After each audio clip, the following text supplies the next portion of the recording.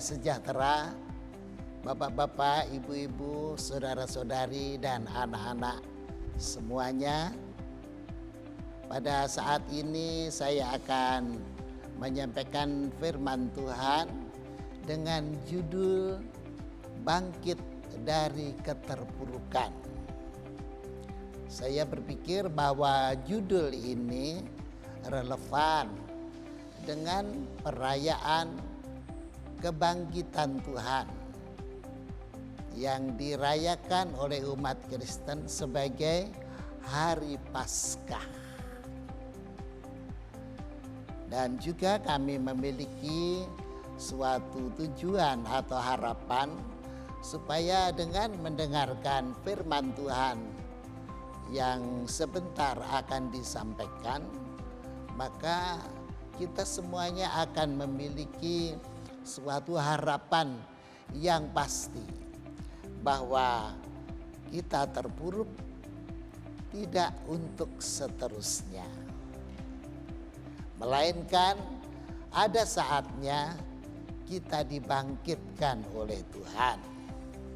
Baiklah, saya akan mengajak Anda semuanya membaca ayat pokok kita di dalam Injil Markus pasal yang ke-16 ayat 1 sampai ayat 8. Setelah lewat hari Sabat, Maria Magdalena dan Maria ibu Yakobus serta Salome membeli rempah-rempah untuk pergi ke kubur dan meminyai Yesus.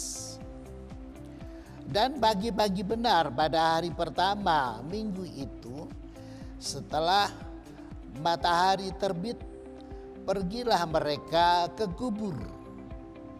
Mereka berkata seorang kepada yang lain, "Siapa yang akan menggulingkan batu itu bagi kita dari pintu kubur?"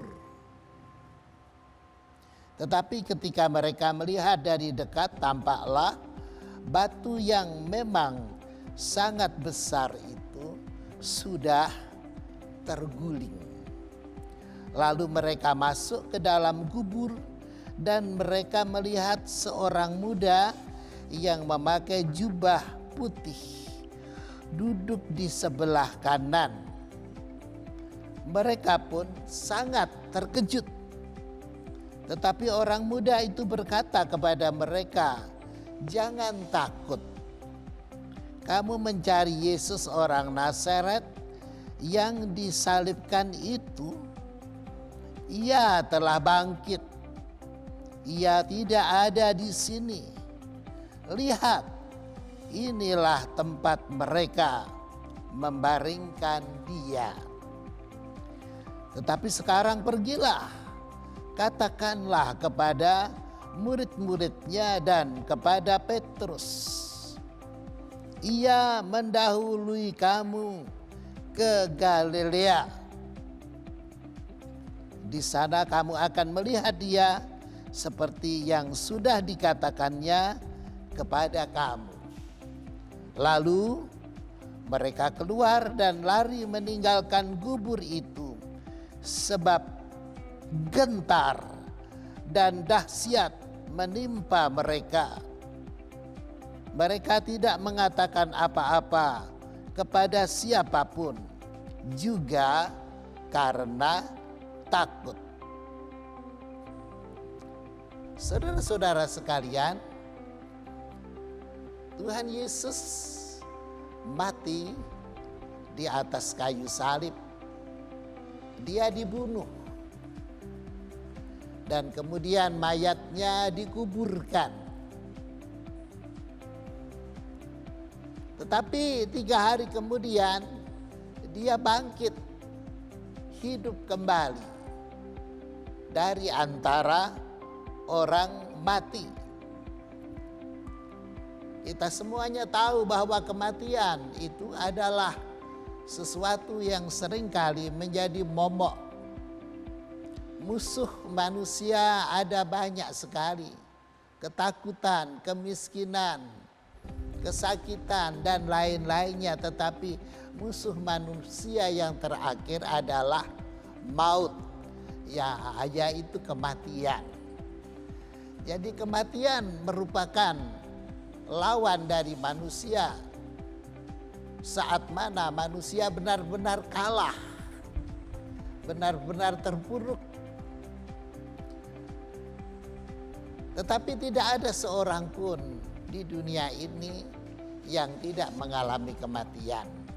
Siapapun orang akan lahir, hidup, dan menjadi tua, dan akhirnya meninggal dunia. Semua orang pasti akan mati. Tetapi saudara-saudara, inilah sesuatu yang luar biasa yang dilakukan oleh Tuhan Yesus, yaitu bahwa Dia menjanjikan kebangkitan, hidup kembali dari kematian. Seperti misalnya yang tertulis di dalam Injil Yohanes pasal yang ke-6. Apa yang dikatakan oleh Tuhan Yesus dalam ayat yang ke-40, yaitu, sebab inilah kehendak Bapa-Ku, yaitu supaya setiap orang yang melihat Anak dan yang percaya kepadanya beroleh hidup yang kekal, dan supaya Aku membangkitkannya pada akhir zaman. Saudara-saudara, bukankah ini suatu janji yang sangat indah yang diberikan oleh Tuhan Yesus? Tidak seorang pun yang pernah hidup di dunia ini pernah memberi janji yang sedemikian indahnya. Kalau kematian itu adalah suatu kehinaan, maka bangkit dari antara orang mati itu adalah suatu kemuliaan. Dan itulah yang dijanjikan oleh Tuhan Yesus Kristus. Kemudian tercatat di dalam surat 1 Korintus pasal 15. Ini adalah murid Tuhan yang setia, yang bertobat kepadanya. Di dalam 1 Korintus pasal 15 ayat yang ke-42, di sana tertulis, demikianlah pula halnya dengan kebangkitan orang mati. Ditaburkan dalam kebinasaan, dibangkitkan dalam ketidakbinasaan. Ditaburkan dalam kehinaan, dibangkitkan dalam kemuliaan. Ditaburkan dalam kelemahan, dibangkitkan dalam kekuatan. Yang ditaburkan adalah tubuh alamiah, yang dibangkitkan adalah tubuh rohaniah. Jadi saudara-saudara, ini adalah janji yang manis sekali yang firman Tuhan telah sampaikan kepada kita yang hidup pada zaman sekarang. Ditaburkan dalam kehinaan. Jadi artinya orang yang mati itu adalah hina. Ditabur, ditanam di dalam tanah, tetapi dibangkitkan dalam kemuliaan. Jadi yang percaya kepada Tuhan Yesus Kristus itu akan dibangkitkan kembali. Dan kebangkitannya tidak lagi hina, melainkan mulia. Juga tadi kita baca bahwa ditaburkan dalam kebinasaan dan dibangkitkan dalam ketidakbinasaan. Saudara-saudara, kematian adalah kebinasaan. Kehidupan adalah ketidakbinasaan. Dan ini adalah suatu janji yang indah. Kemudian lagi disebutkan ditaburkan dalam kelemahan dan dibangkitkan dalam kekuatan. Jadi orang yang lemah, orang yang terpuruk, dan klimaks daripada kelemahan, klimaks daripada keterpurukan itu adalah mati. Orang yang mati itu ibaratnya orang yang ditabur atau ditanam di dalam kelemahan, tetapi Tuhan berjanji nanti akan memberi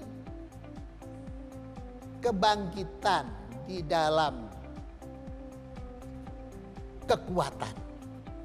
Jadi ketika bangkit dari antara orang mati, tidak lagi lemah, melainkan kuat.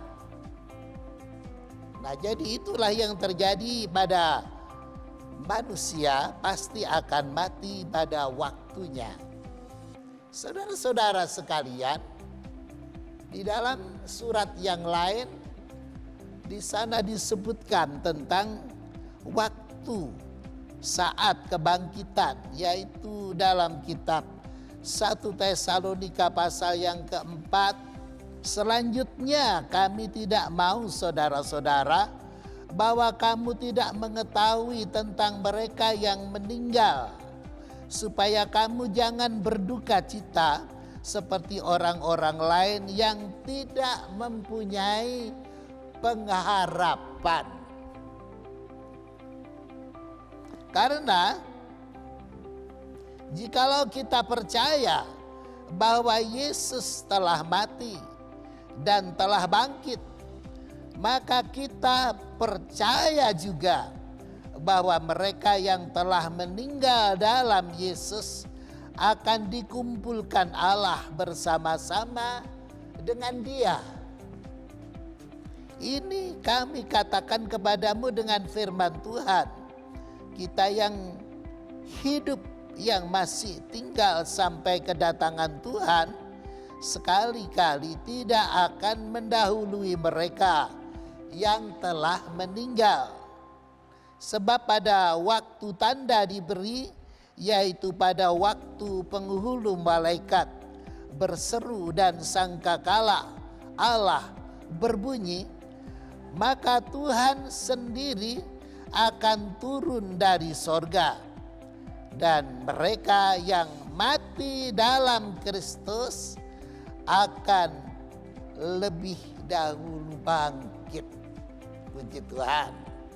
Jadi nanti pada waktunya saudara-saudara, Tuhan Yesus kembali ke dunia sebagai hakim yang adil, sebagai raja di atas segala raja, sebagai satu-satunya yang dimuliakan. Dia datang di langit yang biru bersama dengan para salehnya, dengan malaikat-malaikat yang meniup sangkakala. Orang-orang yang mati di dalam Tuhan ketika mendengar sangkakala itu, mereka dihidupkan kembali. Jadi itulah saudara-saudara keuntungannya bila kita ini percaya kepada Tuhan Yesus Kristus. Kita dibangkitkan dari keterpurukan, kita dibangkitkan dari kematian, lantas naik ke langit, berjumpa dengan Tuhan di udara, dan tinggal bersama dengan Tuhan sampai selama-lamanya. Nah, saudara-saudara, itu sebabnya apabila seseorang Kristen meninggal dunia, tidak perlu menjadi terlalu kecil hati, sebab ada harapan untuk hidup kembali, untuk bangkit dari antara orang mati, dan untuk hidup bahagia, mulia, damai, sejahtera bersama-sama dengan Tuhan sampai selama-lamanya. Jadi saudara-saudara, dengan demikian kematian bukanlah momok bagi kita anak-anak Tuhan. bagi kebanyakan manusia memang kematian adalah momok yang menakutkan. Tetapi saudara-saudara, bagi kita anak-anak Tuhan tidaklah demikian. Mari perhatikan dalam kitab Wahyu pasal 14 ayat yang ke-13 ini sangat indah sekali. Dan aku mendengar suara dari sorga berkata, tuliskan, berbahagialah orang-orang mati yang mati dalam Tuhan sejak sekarang ini. Sungguh, kata Roh, supaya mereka boleh beristirahat dari jerih lelah mereka, karena segala perbuatan mereka menyertai mereka. Nah, saudara-saudara sekalian, tidak sia-sia kebaikan-kebaikan yang saudara perbuat terhadap sesama manusia, terhadap Tuhan. Tidak sia-sia ibadah yang Anda lakukan dengan setia.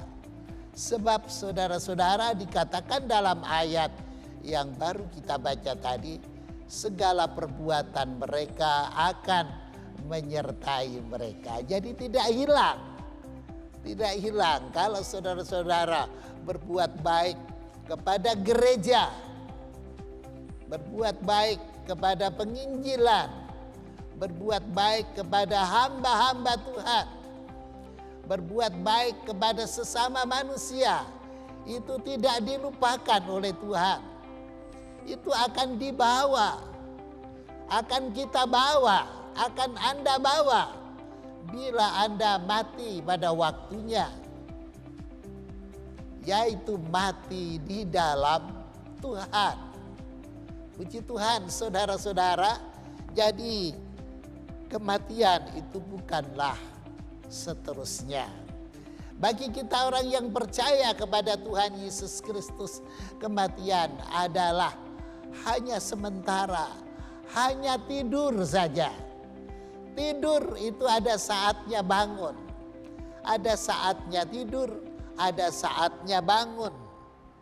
Saudara-saudara, pemulihan pasti akan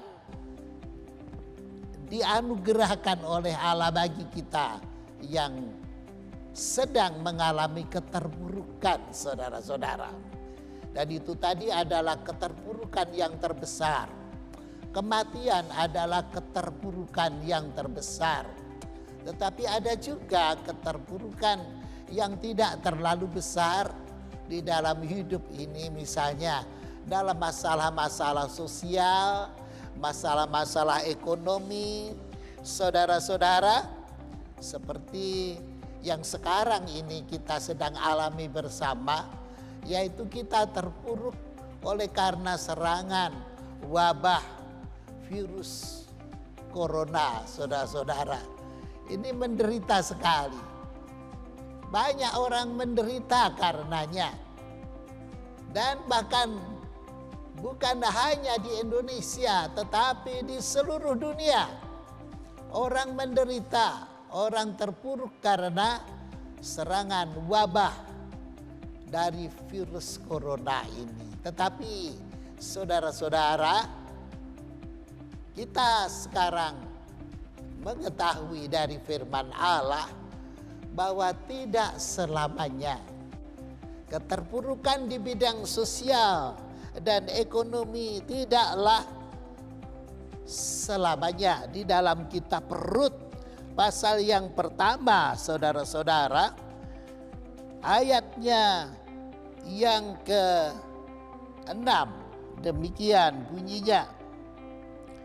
Kemudian berkemaslah ia dengan kedua menantunya, dan ia pulang dari daerah Moab, sebab di daerah Moab ia mendengar bahwa Tuhan telah memperhatikan umatnya dan memberikan makanan kepada mereka.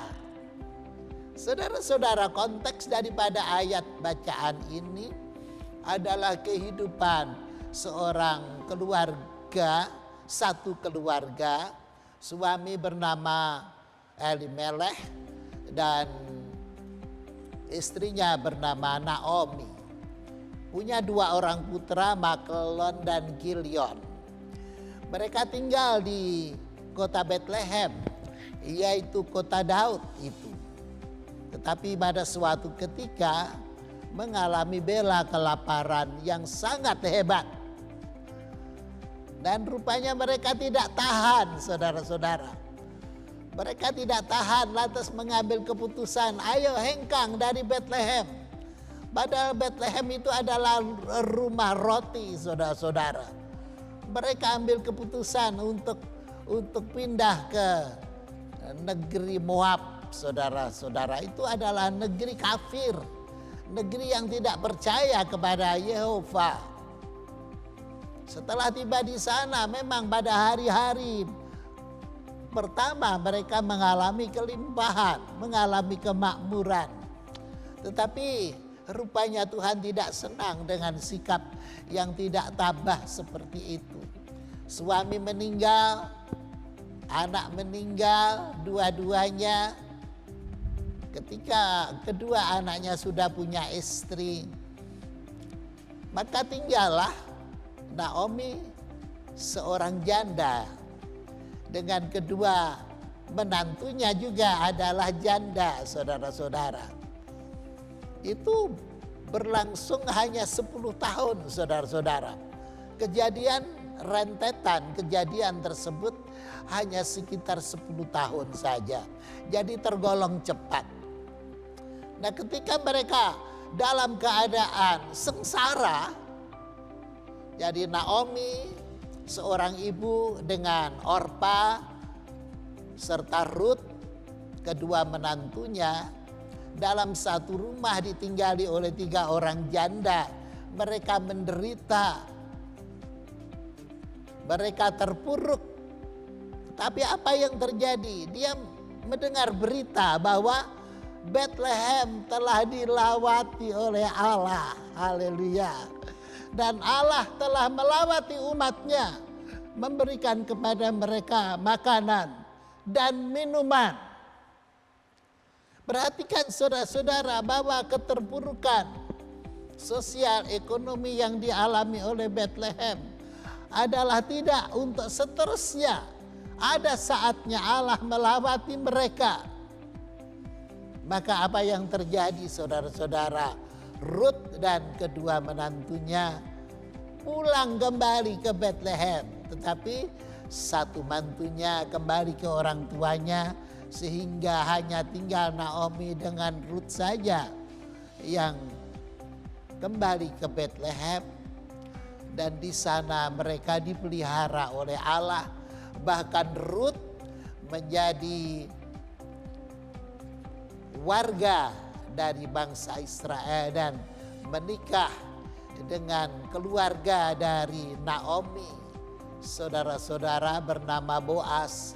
Dan kemudian cucunya itu, saudara-saudara, adalah Daud yang kemudian menjadi Raja Israel.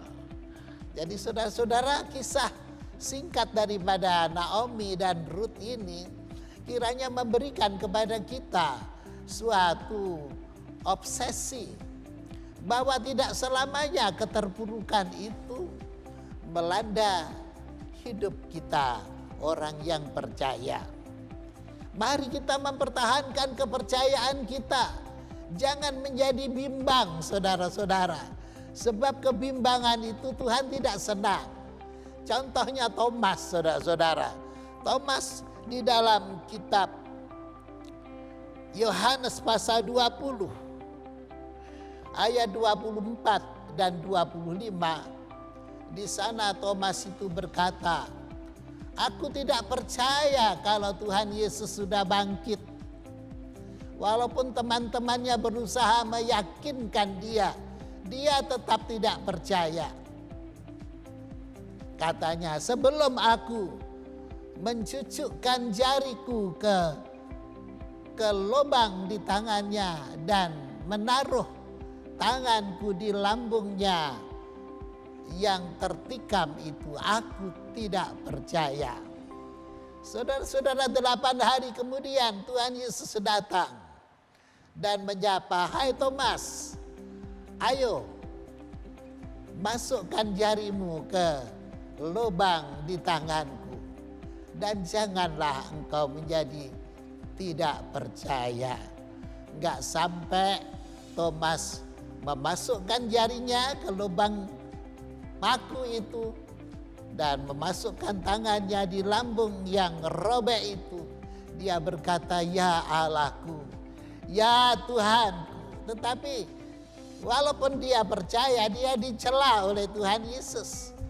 Tuhan Yesus berkata, "Thomas, kamu percaya karena kamu telah melihat. Tetapi berbahagialah orang yang percaya walaupun tidak melihat." Saudara-saudara, mari jadilah orang yang berbahagia.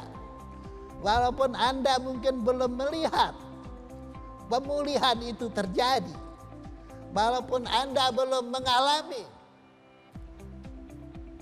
pemulihan atau kebangkitan itu terasa dalam hidup saudara. Tetapi kalau saudara percaya, saudara tidak bimbang, maka saudara menjadi orang yang dibanggakan oleh Tuhan. Puji Tuhan, saudara-saudara. Barang siapa yang tidak percaya, saudara-saudara, mereka akan mengalami kerugian. Tetapi barang siapa yang percaya, mereka pasti akan mengalami keberuntungan. Oleh sebab itu percayalah, saudara-saudara, Tuhan Yesus telah bangkit dari antara orang mati. Kita pun juga akan dibangkitkan kelak pada waktunya. Baik tubuh kita, jiwa kita, roh kita, bahkan rumah tangga kita dibangkitkan oleh Tuhan. Pekerjaan kita dibangkitkan oleh Tuhan. Kehidupan sosial, ekonomi kita pun dibangkitkan oleh Tuhan. Apakah hal itu mungkin? Mungkin, karena firman Allah telah menjanjikannya sebagaimana yang tertulis di dalam Alkitab.